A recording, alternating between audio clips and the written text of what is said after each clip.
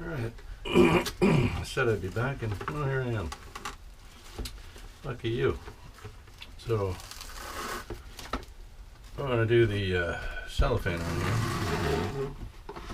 Sometimes it's wax paper, sometimes it's cellophane. It just depends on what I got around, and what the wife has around. Sometimes I go out and buy a roll of it and keep it back here. I mean, sometimes. But generally not.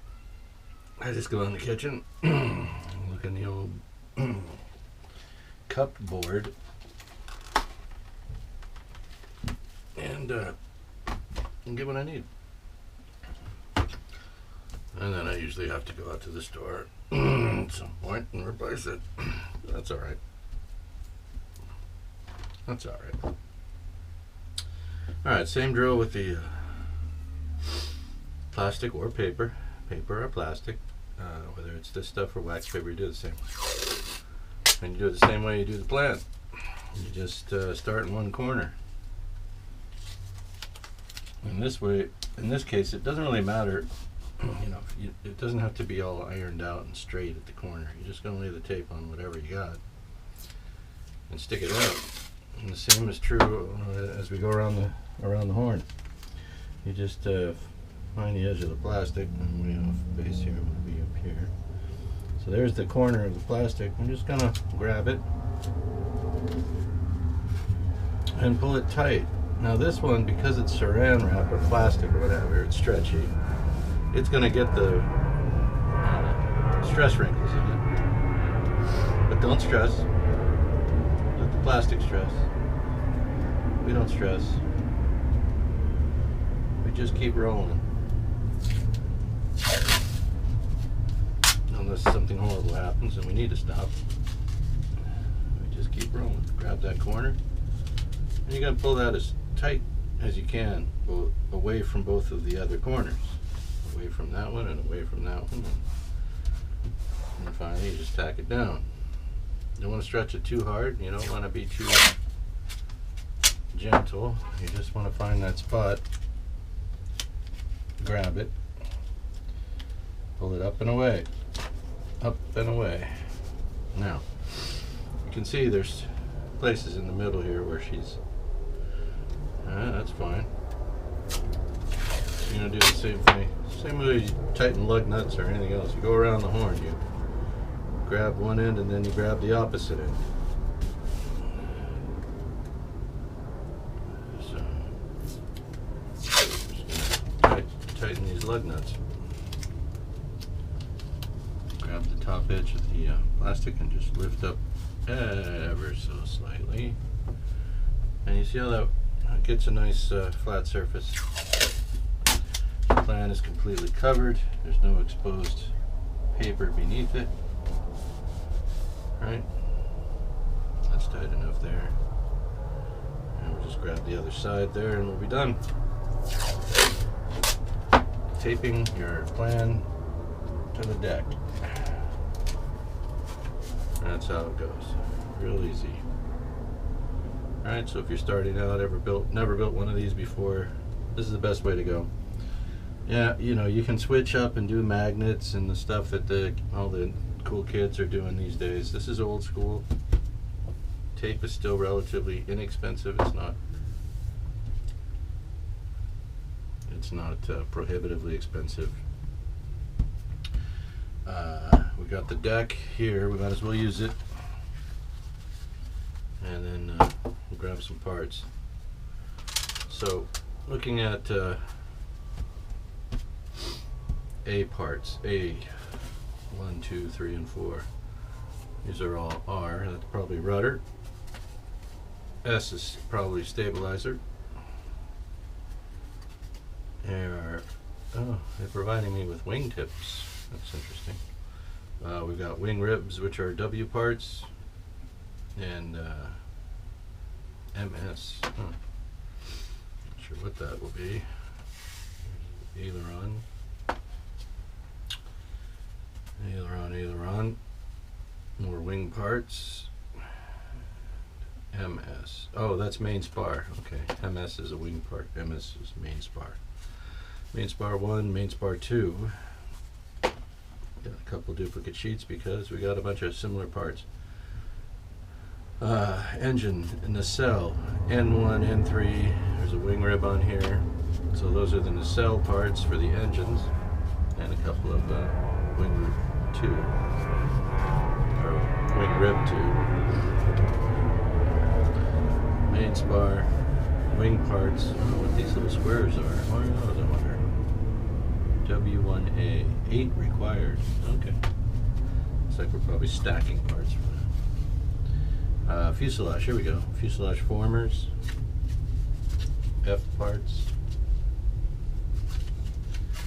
Da da da da da. Fuselage, A parts all over that one. A parts, fuselage all over that one. A parts and a wing fairing. Well, yeah, we've got our own rule for that. Okay, so these are all of the wing strips, or I'm sorry, fuselage strips. These are mostly wing and stabilizer and rudder. It's possible there might be one or two of the parts we need in there, but for now we can start here. You want to leave yourself room to cut things. Not yourself, but you know, things that you need. Alright, so A1, A2, A3, and A4. 1, 2, 3, 4. So let's see if we can find those. There's A4 right there. So these are die crushed. We don't necessarily have to cut the full length of the part. We do want to be able to make sure we're not creating a new line, we're actually cutting along the existing line. Be surprised how easy that blade can swim on you, and the next thing you know, you're, like I just did there, creating a new part unrelated to what the airplane requires. And I'm doing it again. So vision, you know, eyes, underrated. Let me see if what I might end up having to do is why don't we just do it? Let's do this, because I'm swimming all over the place here. Let's see. No, that's not even. I need a pointier pencil. Yeah, that's not gonna work. I thought what I might do is trace on that line, but I think it just made matters worse. Quick note. Stay young. Whatever you do, take care of your eyes. Right? Wear sunglasses when you're out in the daylight. That UV stuff is no joke. Even when it's kind of cloudy, it's probably a good idea just in daylight, outdoors, rain or not rain or shine, but shine or clouds. Wear shades. I wish I had. There we go. Now we're in the groove. All right. I was out of touch. I mean, I was out of practice. I'm out of touch too. Yeah, take care of the eyeballs, fellers. You're gonna need them for a long time. No, forever. Okay, let's lift that one out without cracking it or breaking it short. So this is A4, and she goes on here this way. What else have I got here? A3 and A2. I haven't seen A1 yet, but we'll get there.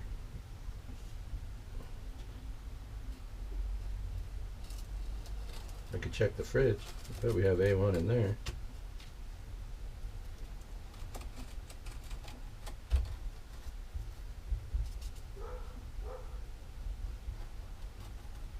I don't really use that stuff.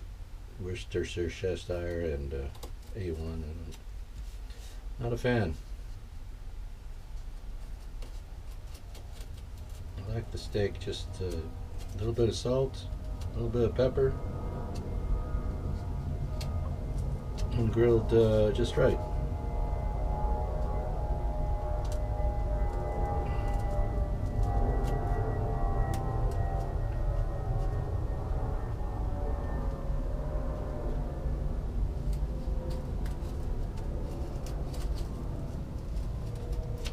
So because with the balsa kits versus a plastic kit, in the balsa kits you're actually building all of the main components of the airplane. In other words, you get a plastic kit and you're going to put the fuselage together. Well, you get a perfectly formed left fuselage half and a perfectly formed, right fuselage half typically, and you stick them together and you've got a fuselage. Well, in the balsa world, you've got to make the fuselage piece by piece, and then you've got to make the wings, and you got to make everything. That's what you got to do. You don't just get these massively preformed, pre-detailed, components. You gotta make everything, which is, the fun part. It'd be nice to open up it is nice to open up a box and have a lot of the work done for you. But it's nice every once in a while. If you've never tried it before, I recommend. It's nice, doing this here once in a while. Now, I didn't do the thing that I talk about in a couple of other videos, which is to flat sand. In many cases, that's backwards. In many cases, what you want to do before you start cutting these die crush parts, you don't do it with the laser cut. Now, the last few kits, I think, what did I build last? No, it wasn't. It was die crush. But what you can do to make this, removing these parts a lot easier, is to first sand the back side with a sanding block. The balsa sheet with the parts that are cut out. You don't want to sand off, obviously, your identifiers. You might need to know there might be subtle differences between the parts, but you back sand it pretty good, more than what I just did. And you back sand it, until you could really see those lines right through, the delineation of the parts. And at that point, they'll almost fall out as if they were laser cut. It almost pop right out. You don't want them to. I mean, I don't. I like to, if I'm dealing with laser cut, I'm looking out for that. I'm looking out for parts that have fallen out and they're in the bottom of the box, and I'm prepared for that. But with these die crush, I expect to find everything still attached to the sheets. And you know what I'm saying? So, if you're gonna back sand the sheets, only back sand the ones that are right in front of you that you're actually pulling from. And back sand the whole sheet. Don't do it like I just did with some parts removed. Because you don't want the sanding block or the paper to catch on one of these openings and then break your sheet or break a part that you're looking to get. It's not the end of the world if one of these balsa parts does crack. You got super glue on your right here, and you're building a model so you can fix it.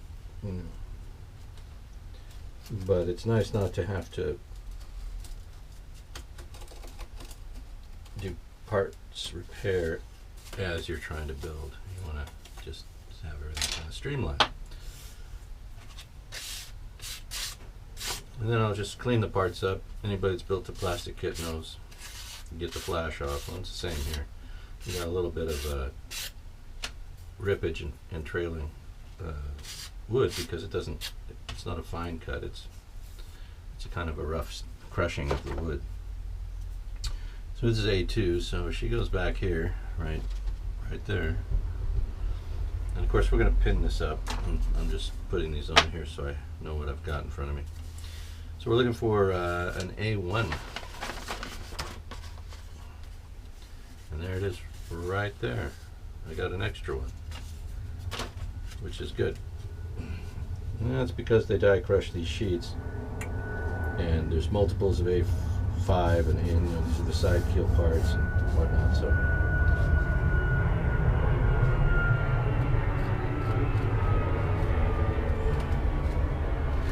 bottom line, it's got an extra one. And I'm going to go ahead and cut it off and not back sand this sheet.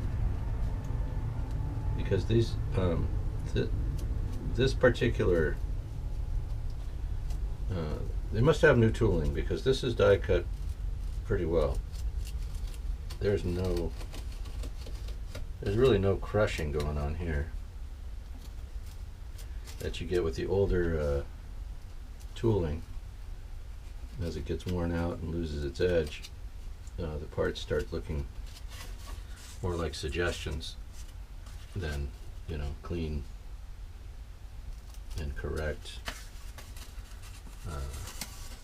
parts. But these are clean and correct, so I'm not as concerned about back sanding the sheet. Right, but I mean, typically, do what I say, not what I do. How's that? All right, so we want to pin this up. Make sure we're getting all our sawdust off the board here. We don't want anything catching underneath something and causing it to be malformed. Again, because we are creating the fuselage right now. This is in fact, each step that you do has a tremendous influence on the next steps you haven't even started or even looked at in some cases yet. So, here more than in most cases, and it happens with plastic kits too, every step is, followed onto, and is, you get it right. If I get this right, and then I do the next step right, and the next step right, I should end up with exactly what I'm looking for. If I kind of fudge this one, and then I do the next step, it's going to be fudged to fit the fudging that went on here. Know what I mean? Yeah, we don't want all that fudge. That's too much fudge. I mean, it's fine. If you're having brownie for dessert, you want a lot of fudge. But you want a lot of fudge here. There's no fudging. Alright, so we want to make sure we're catching this guy right here and pinning him down. You don't want the pins to be adjacent and just kind of be standing next to the part. You want the pressure, downward force holding the part, locating the part correctly. The reason I use these pliers to help me drive the pins in is because my thumbs, I can't do this